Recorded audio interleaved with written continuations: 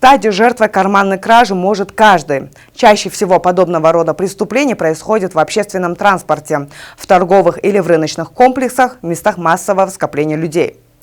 МВД Кыргызской Республики предлагает несколько советов, которые помогут вам обезопасить вас и ваших близких.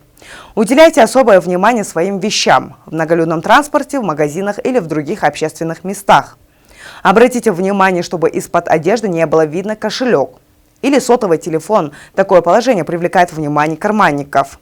Не передавайте мобильный телефон посторонним или незнакомым людям.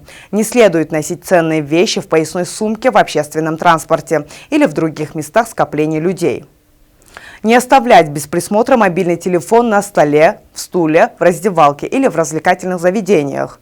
Убирайте кошелек в нагрудный карман. Это самый надежный способ хранения, поскольку в таких случаях карманники не могут украсть незаметно.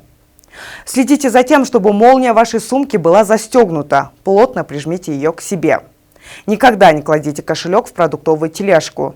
Всегда обращайте внимание на людей, пытающихся подойти вам сзади или сбоку. Всегда подсчитывайте, сколько денег у вас в кошельке.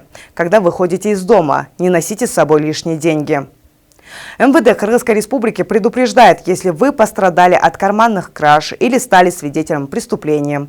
Немедленно обращайтесь в милицию по короткому номеру 102. Граждане, будьте бдительны. Помните, кражу лучше предотвратить.